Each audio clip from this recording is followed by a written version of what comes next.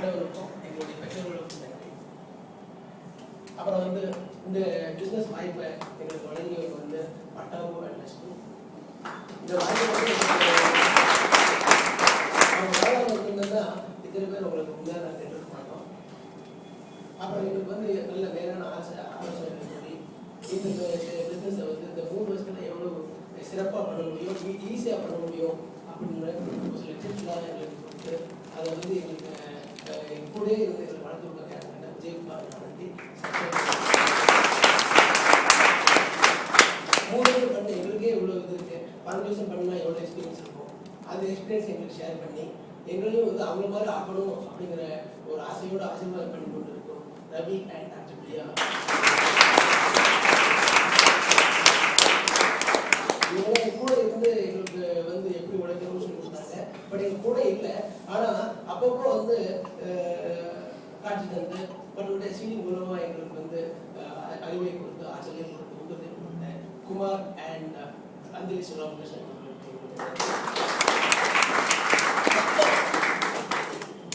கொஞ்சம் தமிழிலும் சின்ன ஆங்கிலத்திலும் பேசி இந்த ஆரம்ப காலகட்டத்தில் இந்த பிஸ்னஸை வந்து பண்ணுறதுக்கு ஆசை தோணுனதே வந்து ரமேஷ் அண்ட் ரமாசந்தர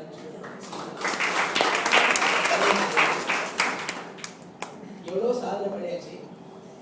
ஆனால் எவ்வளோ வெற்றியாளர்களையும் அவங்க உருவாக்கிட்டாங்க. ஆனாலும் ரொம்ப சிம்பிள். விஸ்வநாத் அண்ட் ஷீலா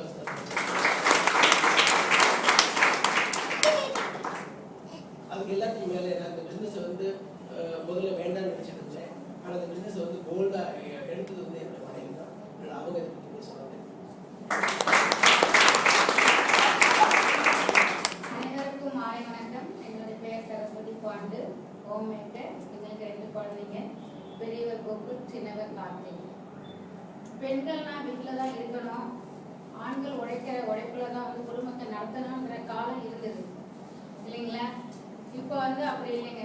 பெண்கள் வந்து பார்த்தீங்கன்னா தையல் தைக்கிற தொழிலேருந்து விண்ணில் பறக்கும் வேலை வரைக்கும் அவங்க செஞ்சுட்டு இருக்காங்க. ஸோ அது வந்து அவங்களுக்கு தனிப்பட்ட திறமை, அதற்கு ஏற்ற வருமானம் வர வரைக்கும் அவங்களுக்கு வந்துட்டு இருக்கும். அவ்வளோதான். இந்த பிஸ்னஸை எனக்கு வந்து கொடுத்ததுனால எனக்குள்ள திறமையை வெளியில கொண்டு வந்து என்னால இந்த பிஸ்னஸ் வந்து நல்லா பண்ண முடியும் அப்படின்னு என்னை தூக்கிவிட்டவங்க வந்து பார்த்தீங்கன்னா லட்சுமி பட்டாபு. அவங்க என்னை வந்து தொடர்ந்து ஃபாலோ பண்ணலாம், கண்டிப்பாக அந்த பிஸ்னஸ் பண்ணியிருக்க மாட்டேன். என்னை வந்து இன்னமும் என் கூட இருந்து என்னை கைட் பண்ணி கொண்டு வந்துட்டு இருக்காங்க. அப்புறம் பார்த்தீங்கன்னா இந்த பிஸ்னஸில் வந்து நான் முக்கியமாக வந்து அதாவது பிஸ்னஸ் வந்து சக்ஸஸ்ஃபுல்லாக பண்ணணும்னா வந்து பார்த்தீங்கன்னா நாலேஜ் வேணும். அது வந்து பார்த்தீங்கன்னாக்கா ஒன்று ப்ராடக்ட் நாலேஜ், இன்னொன்று அதாவது மக்களை எப்படி கையாள வேண்டும்ன்ற நாலேஜ். இது 2மே எனக்கு கற்றுக் கொடுத்து பார்த்தீங்கன்னா ஆனந்தி விஜயகுமார் எங்களோட லேடிஸ் மீட்டிங்கில் தான் வந்து பார்த்தீங்கன்னா ப்ராடக்டை பற்றியும் கஸ்டமர்கிட்டையும் அதுக்கப்புறம் டவுன்லைன்ஸ்கிட்டையும் எப்படி நான் நடந்துக்கணுன்றதை அவங்ககிட்ட கற்று தெரிஞ்சுக்கிட்டேன். அதை அப்படியே ஃபாலோ பண்ணி என்னுடைய டீமுக்கும் நான் சொல்லி கொடுத்தேன். அதனால் பார்த்தீங்கன்னா நிறைய பேருக்கு என்னால் நம்பிக்கையும் வருமானத்தை கொடுக்கக்கூடிய வாய்ப்பையும் என்னால் கொடுத்துட்டு இருக்க முடியாது. நன்றி ஆனந்தி.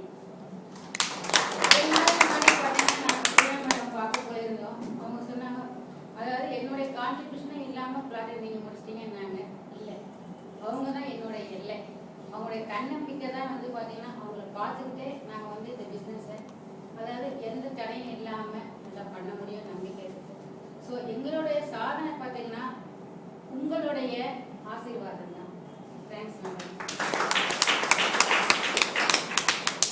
அப்புறம் பார்த்தீங்கன்னா எங்களுடைய டவுன்லைன்ஸ்ல எல்லாமே எப்பவுமே நான் வந்து சொல்லுவேன், அதை எங்களுடைய ஃபேமிலியில் ஒருத்தங்க அவங்க தான் இதுக்கு வந்து பக்கபலமாகவும் மூலதனமாகவும் இருந்து எங்களுக்கு வந்து அதாவது என்னன்னு கேட்டிங்கன்னா அவங்க என்ன லெவலில் இருக்காங்க, அவங்க என்ன பண்ண போகிறாங்கன்றது கேட்கவே மாட்டாங்க.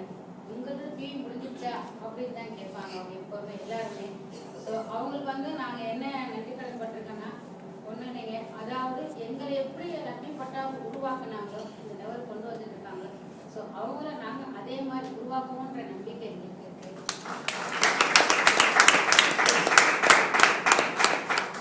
அதே மாதிரி இங்கே இருக்கிற எல்லா கிராஃப்ட்லையும் லீடர்ஸ்க்கும் என்னுடைய நன்றி. ஏன்னா அவங்களுடைய அன்பும் ஆசீர்வாதமும் எனக்கு எப்பவுமே இருக்கணும். அதுக்கப்புறம் லேடிஸ் பார்ட் பார்த்தீங்கன்னா நான் ஒன்றும் பண்ணலைங்க இந்த பிஸ்னஸில். ரொம்ப ஹார்ட் ஒர்க் பண்ணது எல்லாமே ஹஸ்பண்ட் தான். ரொம்ப அதாவது 200% சொல்லுவாங்கல்ல, அந்த அளவுக்கு ஹார்ட் ஒர்க் பண்ணாங்க. ஃப்ரெண்ட்ஷிப் போட்டுவேன். அதே மாதிரி பார்த்தீங்கன்னா அவங்கள அப்பப்போ ஃபாலோ பண்ணி ஃபோனில் பேசிக்கிட்டே இருப்பேன். ஒரு டைம் வந்து ஒரு மாதம் வந்து இவங்க வந்து கொஞ்சம் டயர்டாகிடுவாங்க. ஐயோ இந்த மாதம் முடியுமா, அப்படி பண்ண முடியுமா அப்படின்னு ஒரு கொஸ்டின் வரும். பண்ண முடியும், பண்ணலாம் அப்படின்னுவேன் நான். ஒரு மாதம் நான் டயர்டாக இருக்கும்போது அவங்க பண்ணலாம், அதெல்லாம் முடிச்சிடலாம் அப்படின்வாங்க. அந்த மாதிரி நாங்கள் மாறி மாறி இந்த மைண்டில் இருந்தது. இது வந்து ஒரு ஹாப்பியாக இந்த ஜேர்னி வந்து ரொம்ப சக்ஸஸ்ஃபுல்லாக பண்ணி முடித்தோம். அதில் பார்த்தீங்கன்னா என்கிட்ட இருக்கிற லேடிஸ் வந்து பார்த்தீங்கன்னா அவ்வளோ லேடிஸ், எல்லா ஆக்டிவ் லேடிஸ் எல்லாமே வந்து பார்த்தீங்கன்னா எல்லாரோடைய டீட்டெயில்ஸ் எல்லாமே எனக்கு வந்து கையிலே இருக்கும். ஏன்னா இப்போ 1000 PV எனக்கு ஷார்ட்டேஜ்னால் நான் கவலைப்படவே மாட்டேன். கிலோஸ் எடுத்து வச்சு எல்லார்ட்டையும் பேசி ஒரே நாளில் 2000 PV நான் வந்து ஒரு 2 மணி நேரத்தில் 2000 PV எடுத்தேன் நான். அதாவது 8000 PV இருந்தது. அதுக்கப்புறம் நாங்கள் ஆர்டர் எடுத்து லாஸ்ட் வீக் எடுத்து நாங்கள் ஆர்டர் எடுத்துட்டு தான் அப்புறம் சென்டருக்கு போய் நாங்கள் 10,000 முடித்தோம் லாஸ்ட் மந்த். ஸோ அதனால் லேடிஸ் வந்து என்னால் முடியாது, நீங்கள் யாருமே கவலைப்பட வேண்டியதே இல்லை. ஃபர்ஸ்ட் 6 மந்த்ஸ் இவங்க வரல பிஸ்னஸில், நானும் என் சிஸ்டர் தான் வந்தோம். அதுக்கப்புறம் ஒரு மீட்டிங் மூலியமாக தான் இவங்க வந்து பிஸ்னஸ் பார்த்துட்டு தான் இவங்க ஜாயின் பண்ணாங்க.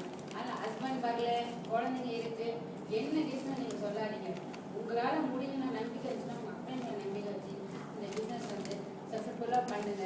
உங்களுக்கும் உங்களுடைய தலைமுறைக்கும் இது வந்து ஒரு வருமானத்துக்கு.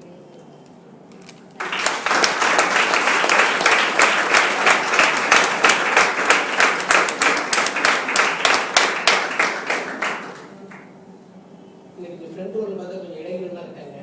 அதனால் அவங்களுக்கு வந்து கொஞ்சம் பயன்படுற மாதிரி கொஞ்சம் சொல்லலான்னு இருக்கேன். அதாவது நான் வந்து பிறந்ததெல்லாம் ஒரு தென்காசிங்கிற ஒரு வில்லேஜில் வந்து பிறந்தேன். எனக்கு வந்து நான் படித்ததெல்லாம் கவர்மெண்ட் ஸ்கூலில் படித்தேன். எங்கள் அம்மா அப்பா 2 பேரும் வந்து படிக்காதவங்க தான். அவங்க எப்படியாவது வந்து என்னை படிக்க வைக்கணும்னு ஆசைப்பட்டாங்க.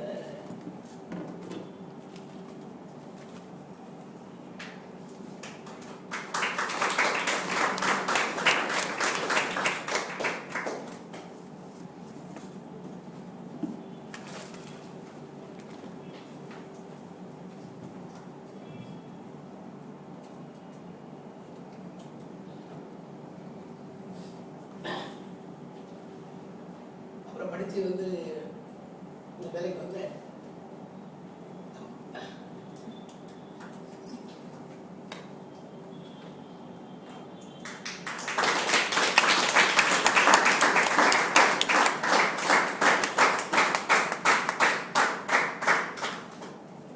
அது 89 வேலைக்கு வந்தேன். அப்போ சாரிங்க, அது வந்து 2 மாதம் ஆச்சு. வந்து அங்கேருந்து அவங்களோட டிஸ்ட்ரிக்ட் டெவலப்மெண்ட் ஆஃபீஸர்லேருந்து ஃபோன் வந்துச்சு. அது இந்த பகுதியில் இந்த சமுதாய சார்ந்த ஒரு பையன் வந்து முதல்ல இந்த வேலைக்கு போயிருக்காரு, ஸ்டெனோகிராஃபர் வேலைக்கு. அதனால் வந்து அந்த சமயத்தை ஊக்குவிக்கணும்னா அந்த பையனை கொஞ்சம் வந்து ஆல் இண்டியா ரேடியோவில் பேசுறதுக்கு வந்து கொஞ்சம் அனுமதிக்கணும்னு சொல்லி லெட்டர் வந்துச்சு. எங்கள் கமிஷனர் ஆஃப் இன்கம் டேக்ஸ் அப்போ 89ல் எனக்கு வந்து இந்த மாதிரி லெட்டர் வந்துருக்கு, நீ போய் திருநெல்வேலி ஆல் இண்டியா ரேடியோவில் போய் பேசு அப்படின்னாங்க. அப்போ அங்கே போய் வந்து பேசி அதன் மூலமாக ஒரு 2 வருஷத்துல கிட்டத்தட்ட எங்கள் தெரு எங்கள் பகுதியில் இருந்து 10க்கு மேற்பட்டவர் வந்து ஸ்டெனோகிராஃபர் வேலைக்கு வந்தாங்க. அப்போது வந்து எனக்கு தெரிஞ்சதை நான் வந்து 4 பேர்கிட்ட சொல்ல வாய்ப்பு கிடைச்சது. அதனால வந்து 10 பேருக்கு ஹெல்ப் பண்ண முடிஞ்சது. நானும் வந்து அப்போ தான் நினச்சேன், நமக்கு தெரிஞ்சதை வந்து 4 பேருக்கு சொல்லணும்னா நான் கண்டிப்பாக நம்ம வாழ்க்கையில் கொஞ்சம் நமக்கு ஆண்டவர் நம்ம பார்த்துக்குவாரு அப்படிங்கிற ஒரு நினைப்பு இருந்துச்சு.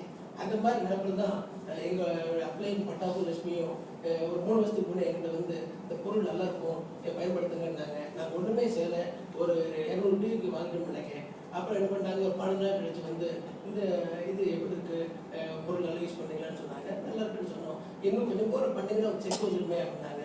உடனே இவங்க அவங்க சிஸ்டர்னு சொல்லி ஜாயின் பண்ண வச்சாங்க. ஒரு செக் வந்துச்சு. அப்போ தான் பார்த்து பரவாயில்ல இன்கம் வந்துருச்சு, வந்து நல்லதை 4 பேருக்கு நல்லதாக சொல்லணும்னா எதை பைசா வரப்படுது அப்படின்னு நினச்சிட்டு எனக்கு உடனே சின்ன வயசாக வந்துருச்சு. நம்ம வந்து ஏதாவது பண்ணணும், நம்ம கைக்கு வந்து ஒரு இது வந்துருக்குன்னா வந்து இப்போ என்னோட மனைவிக்கு நான் வந்து வேலை வாங்கி தரணும்னு நினச்சேன். ஆனால் வேலைக்கு அனுப்ப இஷ்டம் இல்லை. அட்லீஸ்ட் இந்த இது மூலமாக ஏதாவது ஒரு பிஸ்னஸ் வாய்ப்பு வந்திருக்கு, ஆனால் பண்ணலாம்னு போது ஒரு சின்ன இன்ஹிபிஷன்ஸ் இருந்துச்சு. நம்ம ஒரு அரசாங்க அதிகாரி, நம்ம போய் இந்த இதெல்லாம் பண்ணுறது இது இருந்துச்சு. பட் இப்போ எல்லாரும் நம்ம லீடர் சொல்கிறாங்க பாருங்க, பிபிஎஸ்ன்னு சொல்லிட்டு. இந்த மாதிரி ஒரு பிபிஎஸ் வந்து 2010 நடந்துச்சு. அதுக்கு வந்து இவங்க விட போகும்போது நானும் உள்ள போய் உட்காந்து அதுலேருந்து கொஞ்சம் போல் கற்றுக்கிட்டு இருக்கலாம். அதுலேருந்து வந்து உத்வேகம், ஐயோ இத்தனை பேரால் சாதிக்க முடியும் போது நம்மளும் வந்து ஒரு போராட்டத்துக்கு நடுவில் தான் நம்ம வேலைக்கு வந்திருக்கோம். இன்னொரு போராட்டம் நம்ம கிடைச்சிருக்கு போல தெரியுது, நம்ம இதை போராடுவோம் அப்படின்னு நினச்சிட்டு அன்னைக்கு ஒரு முடிவு எடுத்து ஒரு 3 வருஷத்துக்கு